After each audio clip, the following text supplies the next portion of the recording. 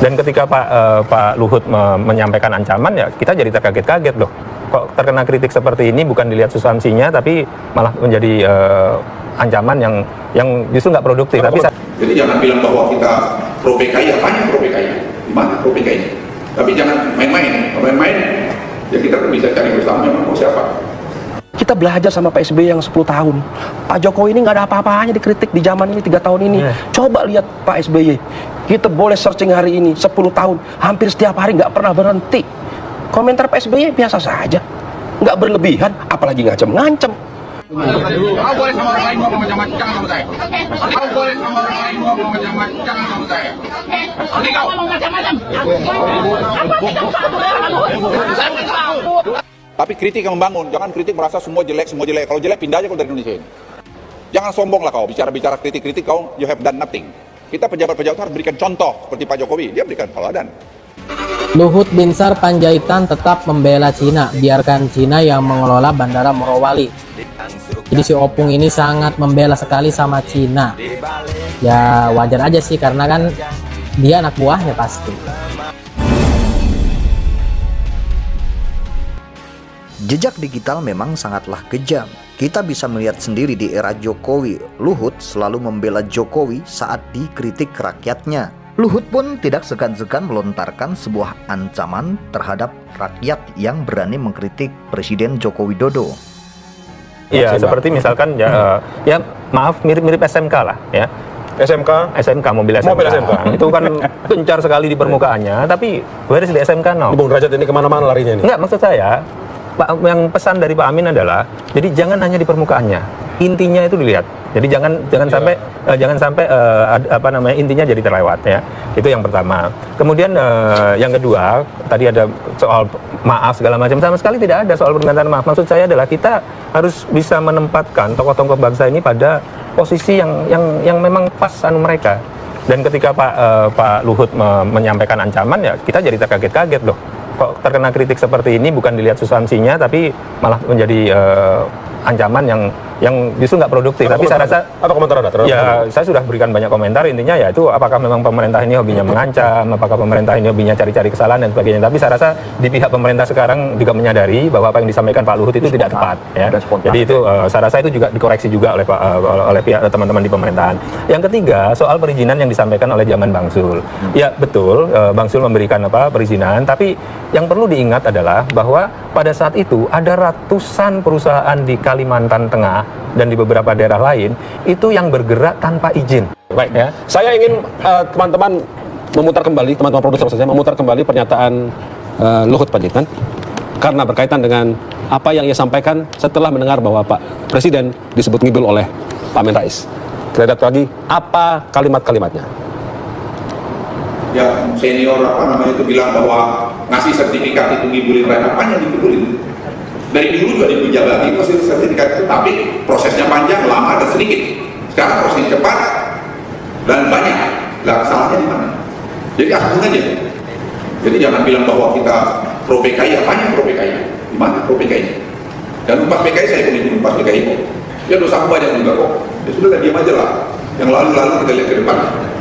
Tapi jangan main-main. Kalau main-main, ya kita pun bisa cari bersama mau siapa. Kalau tidak salah, Pak Amin Rais menyebut juga bahwa rejim ini pro PKI, makanya kemudian disebut-sebut oleh Pak Luhut berkaitan dengan jangan macam-macam. Awas ya. Anda mengatakan bahwa pemerintah sekarang baper. Maksudnya apa, Bung Rizal? Jadi begini, yang pertama tadi Mas Derajat sudah sampaikan, kita ini di era reformasi yang dulu terbelenggu, ada kebebasan. Itu apa? Kebebasan berdemokrasi yang luar biasa. Ada kebebasan berpendapat. Apalagi Pak Amin tokoh reformasi.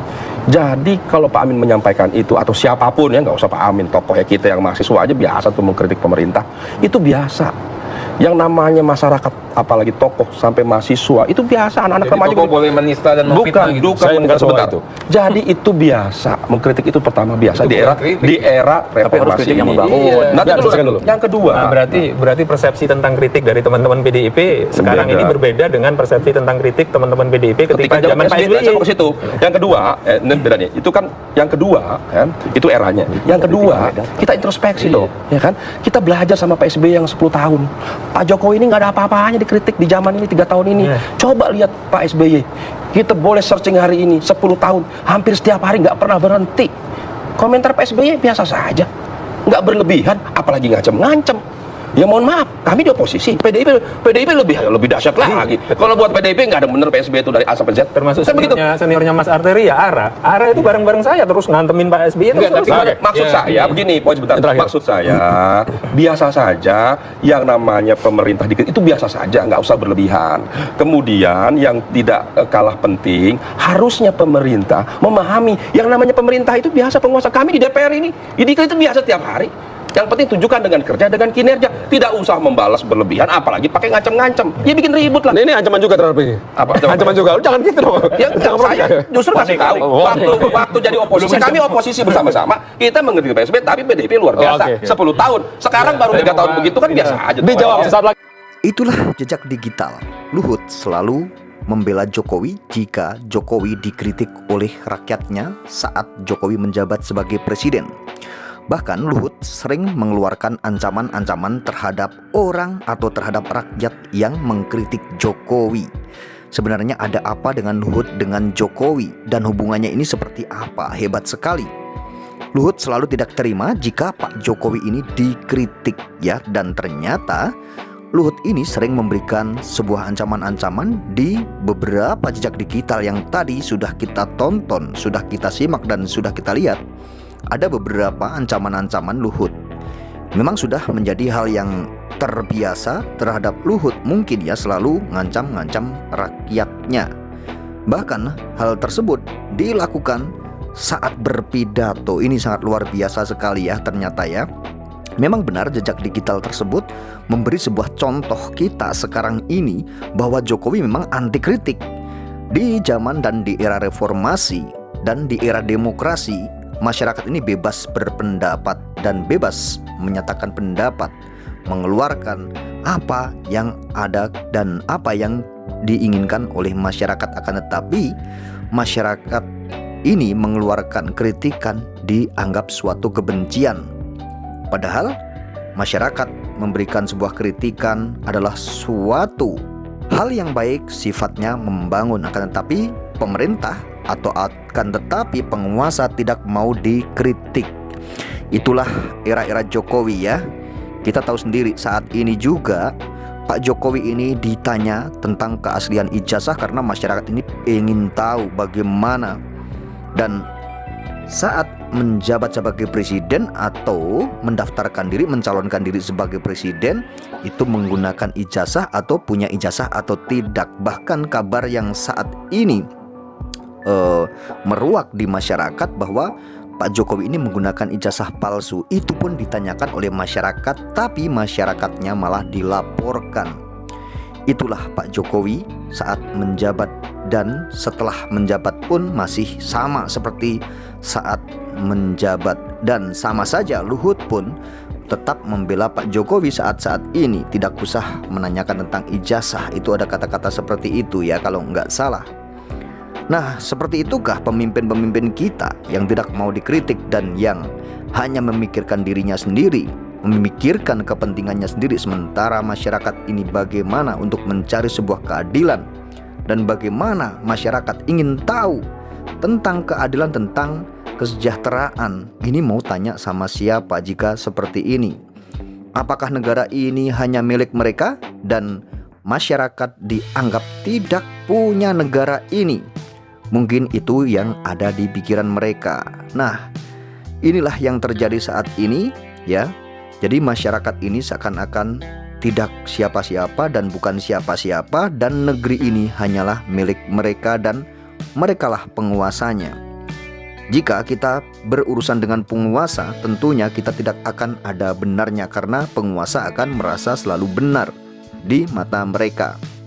Contohnya Roy Suryo dan kawan-kawan yang menanyakan tentang keaslian ijazah dan menanyakan bagaimana saat mendaftarkan diri sebagai presiden syarat formalnya itu apa. Itu pun dijadikan tersangka, ditetapkan tersangka, bahkan dinyatakan bahwa mereka ini diduga bersalah karena menanyakan keaslian ijazah seorang presiden.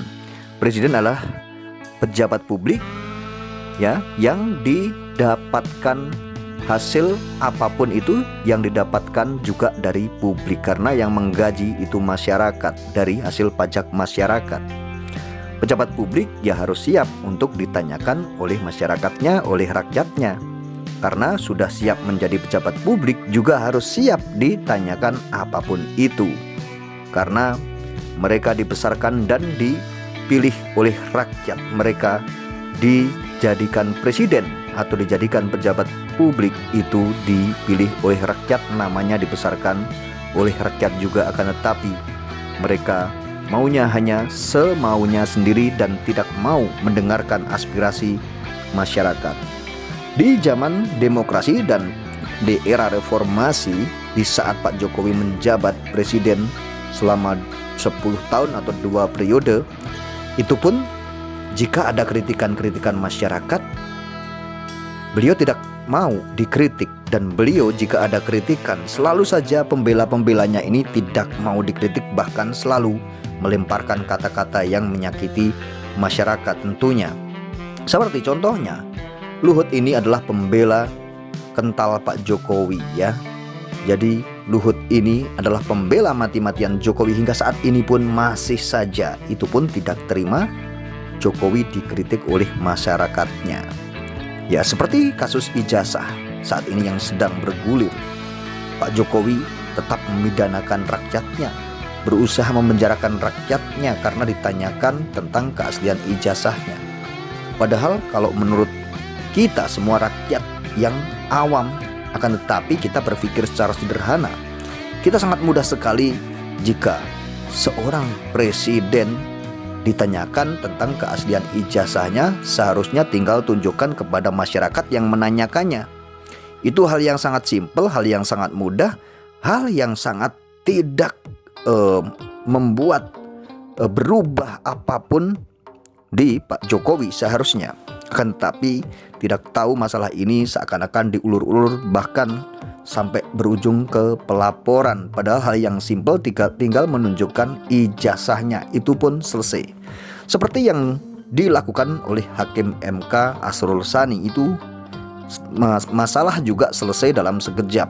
Dalam beberapa hari pun selesai, karena Pak Asrul Sani yang hanya hakim di Mahkamah Konstitusi pun berani menunjukkan, apalagi ini seorang presiden yang dikatakan katanya harus negarawan, harus merangkul rakyatnya, harus merangkul masyarakatnya, akan tetapi tidak mau menunjukkan ijazahnya seperti Pak Asrul Sani yang hanya menjadi hakim di MK. Akan tetapi kita tidak tahu kenapa Pak Jokowi memilih jalan yang seperti itu dan tidak seperti Pak Asrul Sani. Tentunya masyarakat bertanya-tanya, apakah sebenarnya yang terjadi dengan Pak Jokowi, dan sebenarnya tujuannya apa Pak Jokowi mengulur-ngulur masalah ini dan sehingga membuat semuanya ini jadi gaduh. Jadi jika kegaduhan ini dituduhkan kepada Roy Suryo dan kawan-kawan yang membuat sebuah kegaduhan, itu sebenarnya salah. Justru Pak Jokowi lah yang membuat sebuah kegaduhan, karena Pak Jokowi yang harusnya menyelesaikan masalah ini, merangkul rakyatnya, merangkul masyarakatnya, memberikan kedamaian sama masyarakatnya. Akan tetapi Pak Jokowi membiarkan masyarakat terpecah belah, membiarkan masyarakat berdebat di mana-mana. Itulah seorang negarawan tentunya bukan, dan tentunya tidak. Seorang negarawan bukanlah seperti itu.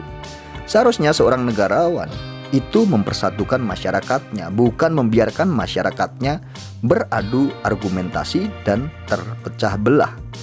Masyarakat ini ingin damai, akan tetapi masyarakat juga ingin tahu bagaimana sebenarnya keadaan, bagaimana sebenarnya yang terjadi saat pemimpin kita mendaftarkan, dan syarat formalnya itu seperti apa. Itu masyarakatnya itu pengen damai dan pengen tahu. Akan tetapi masyarakat justru malah dipecah belah seperti ini. Jika Pak Jokowi mengambil sikap dan mengambil langkah tegas untuk segera menyelesaikan masalah ini, tidak perlu butuh waktu yang sangat panjang tentunya.